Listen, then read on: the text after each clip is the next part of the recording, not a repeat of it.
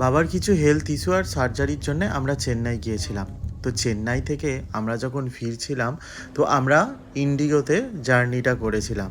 তো এই ইন্ডিগো জার্নির সবথেকে ভালো বিষয় হলো যে আমার অন্যান্য যেসব কোম্পানিগুলো আছে তার থেকে কিন্তু ইন্ডিগোর যে সফরটা হয়, জার্নিটা হয়, সেটা কিন্তু আমার খুব ভালো লাগে।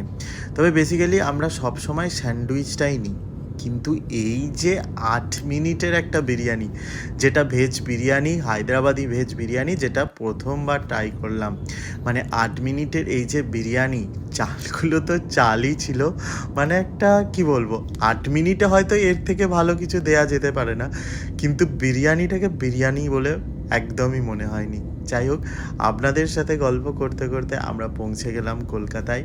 তো আপনাদের যারা ইন্ডিগোতে যাতায়াত করেন তাদের কেমন লাগে এইসব খাবারগুলো অবশ্যই কমেন্ট করে জানাবেন।